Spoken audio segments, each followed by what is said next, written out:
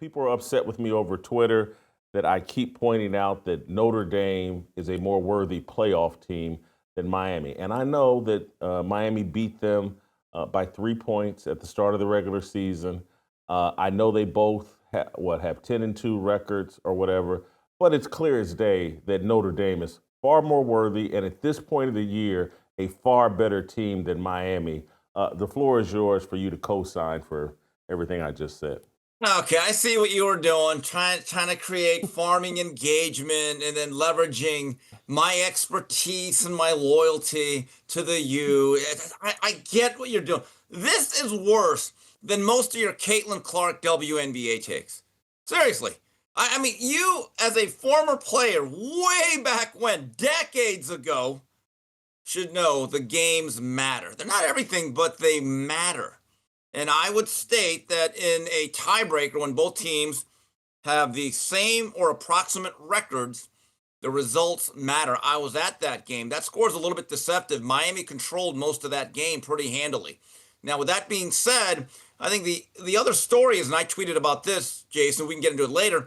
I actually think both teams are playoff worthy. Now, you're talking about who's more playoff worthy. Well, I'm biased, but I will say this.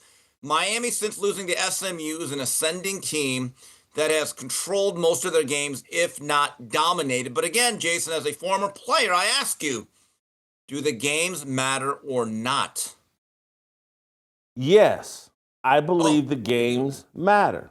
Yeah, yes, I do. I believe the games matter, but they matter less than they used to, and that's not my what? fault. That's this Oh, playoff system.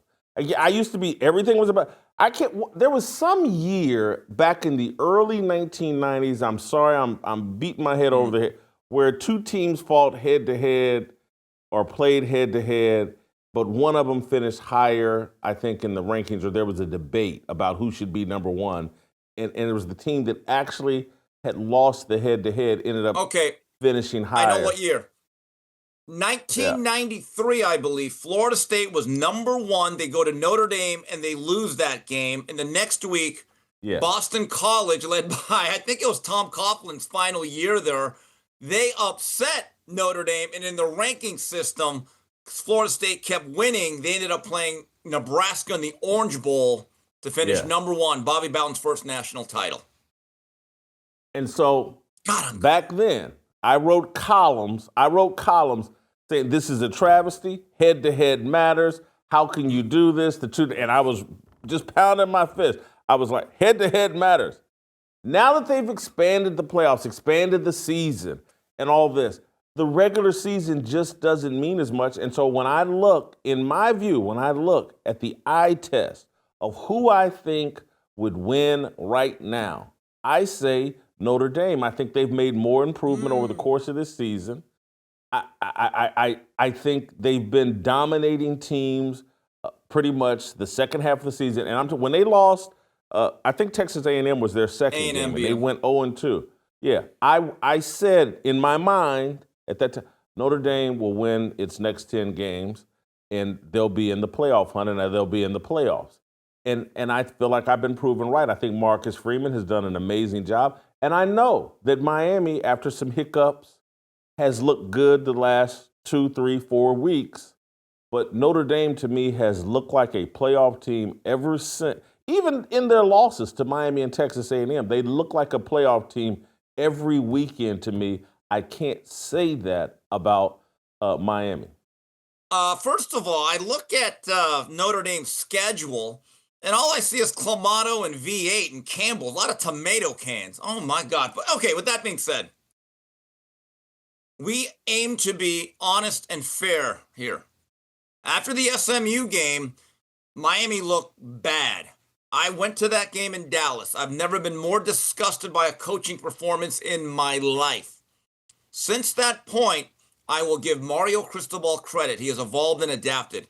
And again, people can say what they want about how biased I am. I thought last weekend throughout Thanksgiving, from Friday on, I thought Miami was the best team I saw in every phase of the ball game, all around. All the teams that played that past weekend, from Georgia against Georgia Tech, Texas A&M, Alabama Auburn, Oklahoma trudging past LSU, Notre Dame smoking a really bad Stanford team, I can honestly tell you, I thought Miami was the best team, and I said that deserves to be a playoff team. That's what I think. Now, the committee always says they talk about trajectory and momentum. You're right. Miami's momentum after November 1st was not good. I believe that as they are playing as well as any team in the country, and nobody wants to see them. And you know who agrees? A man that knows a little bit more football than I do. Saint Nick Saban. That's who. I'll take his word for it. Uh, let me ask you this question. Mm-hmm. And this is what I heard you. You've already kind of answered the question because you're saying like, hey man, just look this past weekend. Miami was the most impressive team you saw. Yes. Am I accurate? That's basically your Yes. argument. And so Yes. you've answered my question probably, but this is my thought process. Which team do I believe could actually win this tournament? And It's I think Miami. Notre Dame has a No, it's Miami. It's Miami. Carson. Why? Carson Why? back since they've opened up that offense and they're actually throwing more on early downs. There's a couple things that have happened. A young running back who's a true freshman by the name of Gerard Pringle. He has become a focal point or more of a focal point of the run game. Mark Fletcher's a physical tackle-to-tackle runner. So is Marty Brown. But Gerard Pringle brings that juice and that energy. And there's a particular young man by the name of Malachi Toney, who I believe is the freshman of the year. Not just freshman All-American. He should be freshman of the year. They're actually implementing at times a two-quarterback offense because he could throw the ball. They're being much more wide open, more creative. I wish they play at a faster pace. That's my one quibble with the way Miami runs its offense. I don't like its pace. But if you look at the way it operates, Carson Beck in the last month has completed 80% of his passes. His touchdown to interception ratio is at least 10-1. They went through a funk. I'll be the first guy that I went to both losses, by the way. I may be schleprock. I may stay away for the rest of mankind, okay? However, I was also at the Notre Dame game. So I've seen the best and the worst of Miami. They have steadied themselves, but the evolution of this offense has been key. They haven't changed the structure of it completely, but they have actually done more creative things centered around Malachi Toney, and it's actually become a much more productive and efficient unit. Am I really? I'm going to include myself, not rope you into this. Am I really arguing about nothing, Steve? Isn't it more likely that both of these teams make the playoffs? Look, we have to be honest about this and be blunt. Notre Dame, in my view, is Notre Dame. They're like that really popular boxer that even if they win or lose a fight, they're always going to get the next opportunity. You know why? Because of the brand, because they bring eyeballs to the table. Like, let me give you an example to tie this into boxing. Ryan Garcia got absolutely shellacked his last fight in May by Rolly Romero, who's not exactly Alfredo Benitez or Ray Leonard. Guess what? Ryan Garcia's getting a title shot in his very next fight. Why? Because he's popular. Now, I don't want to insult Notre Dame by calling them the Ryan Garcia of boxing. I think they're much more legitimate than that. But that is the same dynamic at play. See, I think the bigger story is this. Notre Dame and Miami are battling for this theoretical one spot, right? And my view is I think both of them deserve it more than the fifth place SEC team.